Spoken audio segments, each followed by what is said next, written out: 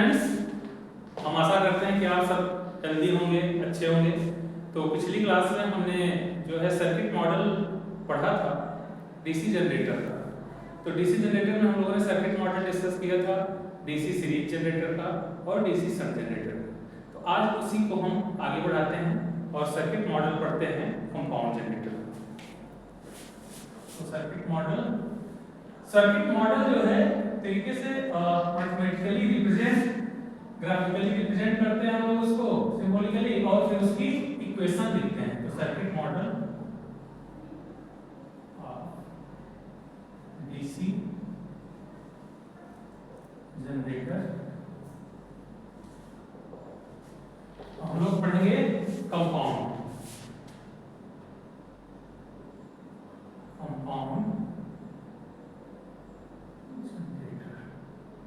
जब हम compound generator की बात करते हैं तो कंपाउंड जनरेटर में series field as well as shunt field दोनों होती है। तो कंपाउंड जनरेटर जो है इसके बेस पे सीरीज और शंट आपस में कैसे कनेक्ट हैं, तो दो तरीके का कॉन्फ़िगरेशन है।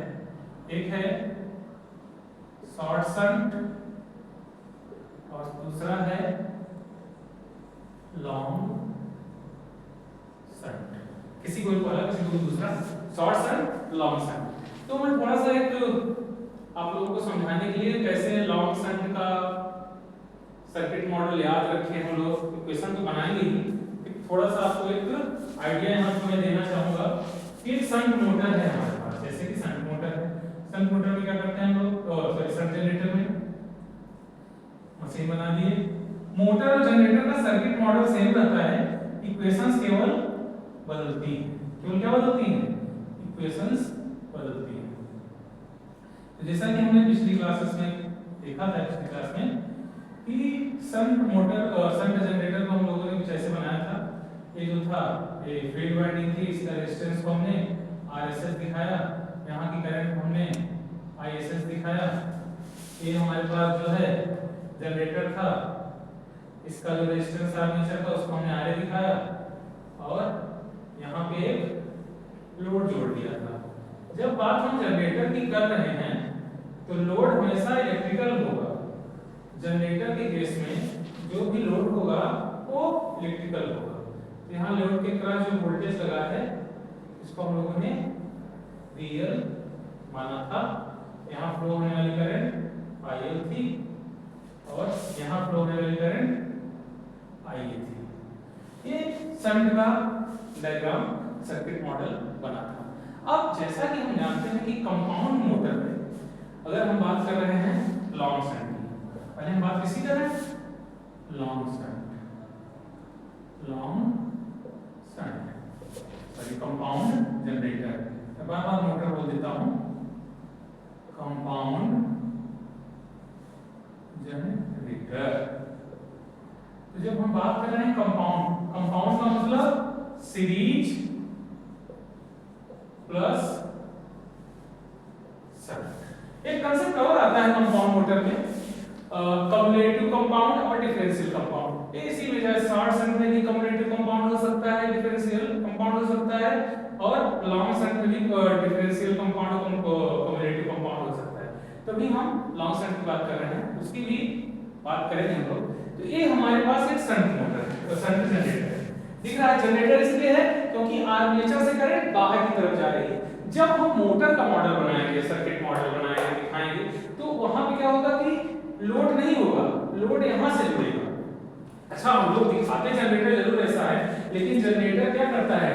मैकेनिकल एनर्जी को इलेक्ट्रिकल में कन्वर्ट करता है। तो कुछ बुक्स में, राइटर्स में आप देखेंगे कि यहाँ सेंटर से एक इस तरीके से रॉड जैसा जोड़ देते हैं, दिखा देते हैं कि ऐसा जनरेटर के साथ क्या लगा है? प्राइम मूवर लगा है, कुछ ऐसा कनेक्ट है, प्राइम मूवर। इलेक्ट्रिकल नेटवर्क जब इसका डायग्राम नेटवर्क जैसा सर्किट जैसा बना रहे हैं तो प्राइम मूवर दिखाने की कोई जरूरत नहीं पड़ती। इसलिए जब भी सर्किट मॉडल बनाया जाता है तो प्राइम मूवर को कंसीडर नहीं किया जाता है, क्योंकि प्राइम मूवर क्या है? एक मैकेनिकल क्वांटिटी है या मैकेनिकल डिवाइस है। तो हम यहाँ जो भी सर्किट मॉडल बना रहे हैं इलेक्ट्रिकल के अकॉर्डिंग ही बना रहे हैं। अब ये हमारे पास फील्ड जो लगा है शंट में लगा है। अब बात की जा रही है लॉन्ग शंट की, तो यहाँ पे जो एक फील्ड लगाते हैं सीरीज फील्ड, वो सीरीज फील्ड यहाँ पे होता है। सीरीज फील्ड का रेजिस्टेंस क्या रहेगा RSC। अब ये जो मॉडल है ये हो गया लॉन्ग शंट। अभी ध्यान देने वाली है, शंट था हमारे पास, हमने क्या किया आर्मेचर के ऊपर सीरीज की फील्ड वाइंडिंग लगा दी, दो फील्ड वाइंडिंग हो गई, ये RSH, ये शंट वाली, ये सीरीज वाली। ये किसकी है शंट की है, शंट फील्ड, और ये क्या है सीरीज फील्ड। तो दो फील्ड इसमें लगी है। अगर इसके फ्लक्स को हम मान लें 5SH और यहां जो फ्लक्स प्रोड्यूस होगा उसको हम मान लें 5SC, तो यही तो मैं आपको कम्युलेटिव वाला कंसेप्ट भी बता देना चाहूंगा कि अगर कम्युलेटिव मोटर या जनरेटर है,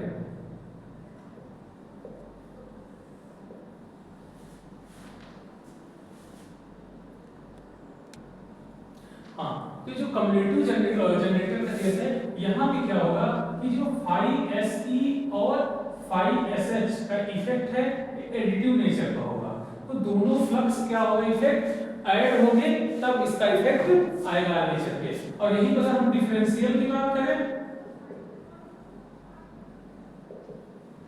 तो यहाँ क्या हो जाएगा, इसका शंट में से 5SH माइनस 5SE इस तरीके से तो डिफरेंशियल हो जाएगा। तो चाहे वो शॉर्ट शंट हो या लॉन्ग शंट हो, जो सर्किट मॉडल बनता है उसमें इसका इफेक्ट नहीं आता। इसका इफेक्ट आता है जब हम लोग कैरेक्टरिस्टिक पढ़ते हैं, तो वहां पे हम लोग इसको कंसीडर करते हैं कि वो कम्युलेटिव कंपाउंड जनरेटर है या डिफरेंशियल कंपाउंड जनरेटर है। ठीक है, हम लोग लॉन्ग शंट के लिए चल रहे हैं, आगे देख रहे हैं। इसकी इक्वेशन हम लोग लिख सकते हैं। यहाँ इक्वेशन क्या बनेगा, IA इक्वल टू क्या हो जाएगा IL plus ISH, IL plus ISH। VL क्या होगा, VL will be IL into RL। DC है तो यहाँ पे जो लोड का नेचर होगा कैसा होगा, रेजिस्टिव होगा। डीसी में रेजिस्टिव, इंडक्टिव के पास लोड नहीं आता, इसलिए नहीं आता क्योंकि यहाँ पे फ्रीक्वेंसी क्या होती है, 0 होती है। दूसरा, अगर हम इसको कैलकुलेट करना चाहें voltage of shunt field, then VSH is equal to क्या बन जाएगा ISH एंड RSH। अब अगर हम इजी की इक्वेशन लिखते हैं, इक्वेशन में क्या मिलेगी, EG minus RA sorry IA RSE minus IA RA minus VL equal to 0। तो अगर हम VL की लिखना चाहें तो VL इक्वल टू क्या हो जाएगा, EG minus IA RSE plus RA।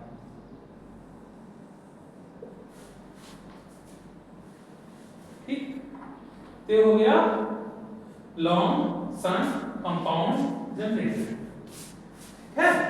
अब इसी में हम आपको दिखाएंगे, थोड़ा सा चेंज करेंगे, और जो लॉन्ग शंट है वो शॉर्ट शंट बन जाएगा। थोड़ी सी इक्वेशंस में चेंज आएंगी, थोड़ा सा रिप्रेजेंटेशन में चेंज आएगा।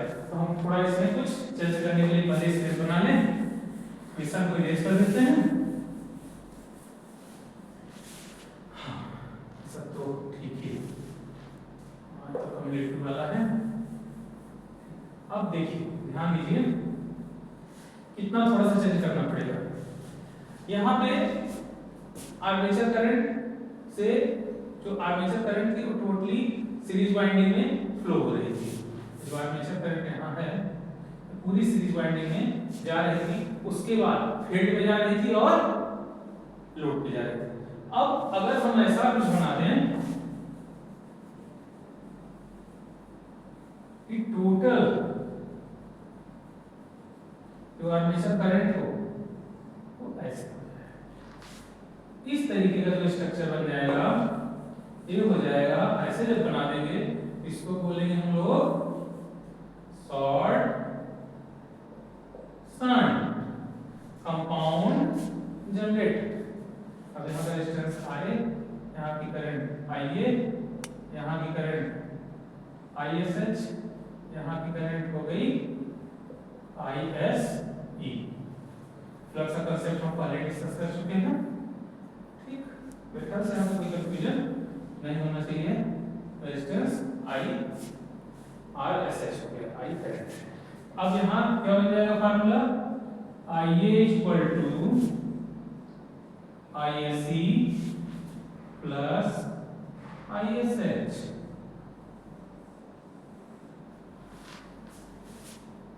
ISE प्लस ISH, और जो ISE है यही क्या है, लोड करंट है।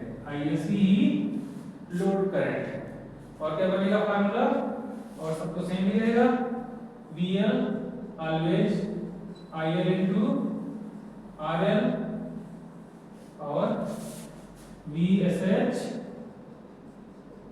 ISH into RSH।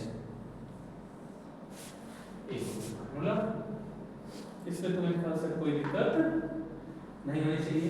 तो ये हम लोगों ने जान लिया कि डीसी जनरेटर जो है उसके सर्किट मॉडल को कैसे हम लोग बनाते हैं, रिप्रेजेंट कैसे करते हैं और इक्वेशन कैसे लिखते हैं। यहाँ पे मैं सर्किट मोटर का तो सर्किट मॉडल नहीं बनाऊंगा, लेकिन ये शॉर्ट शंट है इसका सर्किट मॉडल बना के आपको ये दिखाना चाहूंगा कि अगर हम मोटर की बात करेंगे तो इक्वेशंस कैसे बनेंगे। ठीक है, तो हम थोड़ा एक मोटर का एग्जांपल ले लेते हैं जिससे आप सबको थोड़ा समझ में आ जाए इक्वेशन कैसी लिखी जाएंगी। रिप्रेजेंटेशन में केवल करंट की डायरेक्शन में चेंजेस आते हैं और कोई चेंज नहीं आता। ये हो गया कंपाउंड मोटर। मैं डायग्राम इसलिए इरेज नहीं कर रहा हूं, नहीं तो अगर आपको लगेगा कि सर ने दूसरा डायग्राम बना दिया, अब ऐसे में आपको ये फील नहीं होगा, आपको लगेगा कि हाँ थोड़ा सा चेंजेस किया गया और डायग्राम जनरेटर से मोटर का बन गया। तो यहाँ लोड लगाए नहीं, हम बात कर रहे हैं मोटर की। जब मोटर की बात कर रहे हैं तो आर्मेचर से जो ईएमएफ इंड्यूस होगा उसको हम बोलेंगे बैक ईएमएफ। तो जनरेटेड ईएमएफ नहीं है, कैसा है, बैक ईएमएफ। ठीक है, और यहाँ लोड जो है वो मैकेनिकल लोड होगा। जनरेटर का केस हो या मोटर का केस हो, दोनों केस में आर्मेचर का जो शाफ्ट है किसी न किसी मैकेनिकली सिस्टम से अटैच रहता है। तो क्या हो गई, VT टर्मिनल वोल्टेज यहाँ लग गया। अब यहाँ करंट यहाँ से चलेगी, अब ये जो करंट आएगी IT एक जहाँ आएगी ISC में आएगी, अब ये करंट आएगी आर्मेचर में। यही पे ध्यान दीजिए कि करंट का डायरेक्शन चेंज हो गया। पहले करंट यहाँ से निकल के जा रही थी बाहर की तरफ, अब करंट कैसी हो गई, अंदर की तरफ हो गई। तो आर्मेचर अब करंट ले रहा है, इसको डिनोट कर देंगे यहाँ M से, यहाँ दिखा देंगे EB।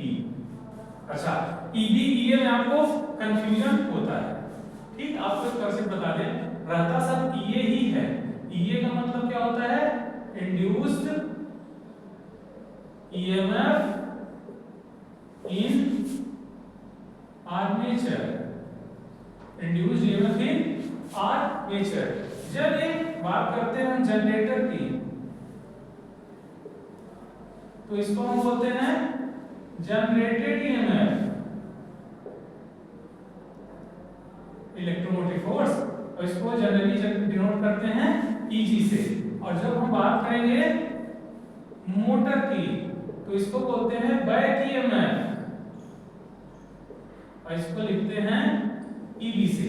अब आप बार बार EB लिखे EG लिखे तो इससे अच्छा एक तरीका भी हो सकता है कि आप EA भी लिख सकते हैं। तो EA अगर आप लिखेंगे तो आपको बार बार नहीं लिखना पड़ेगा, याद नहीं करना पड़ेगा कि ईवी लिखें या ईजी लिखें। तो मेरी तो आदत है, तो मोटर की जैसे बात आती है तो मैं ईवी लिख देता हूं, लेकिन ईएन इज क्योंकि आर्मेचर में ही जो ईएमएफ इंड्यूस हो रहा है उसी को हम ईए कह रहे हैं। अब यहां ध्यान दीजिए, अब जो एक आईटी करंट है इसको आईए ले लेते हैं, लोड के लिए जा रही है, ठीक है, लोड करंट टर्मिनल करंट ही कहना ठीक है इसको,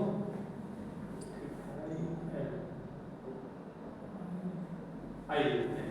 तो यहाँ पे जो आई है वही क्या है, आईएससी है। आई क्या है, ISC, current drawn from the source. ABT क्या है, सोर्स वोल्टेज,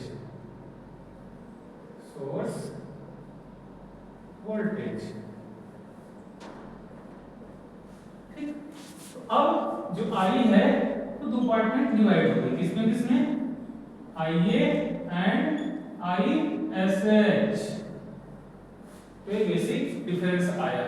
यहाँ का जो वोल्टेज होगा रहेगा वो VSH ही, तो VSH का फार्मूला वही रहेगा क्या, ISH into RSH, ISH into RSH। और कुछ बदलाव तो नहीं दिखेगा, बस करंट की डायरेक्शन में। अब ये हो गया मोटर, तो मोटर मतलब इलेक्ट्रिकल एनर्जी लेगा, मैकेनिकल आउटपुट में देगा, इलेक्ट्रिकल एनर्जी लेगा, मैकेनिकल एनर्जी आउटपुट में देगा, ठीक। और कोई क्वेश्चन पूछे नहीं लगते यहाँ पे जरूरत है। Thank you students. अब इन इक्वेशन की हेल्प से आप लोगों को मैथमेटिकली किसी भी मोटर को जब रिप्रेजेंट करने में, उसकी इक्वेशन लिखने में कोई प्रॉब्लम नहीं होगी। अगली क्लास में हम लोग टॉर्क की इक्वेशन को डिराइव करेंगे। चाहे मोटर हो या जनरेटर हो, टॉर्क तो रहता ही है। वैसे टॉर्क का इंपॉर्टेंस जो है मोटर केस में ही आता है, मोटर के केस में ही आता है, लेकिन जहां भी मैकेनिकल मूवमेंट है, रोटेशन है, वहां तो टॉर्क रहेगा ही। तो अगली क्लास में हम लोग बैक ईएमएफ के फार्मूला, टॉर्क और जो है एंगुलर रोटेशन का फार्मूला इसकी बात करेंगे। Okay, thank you.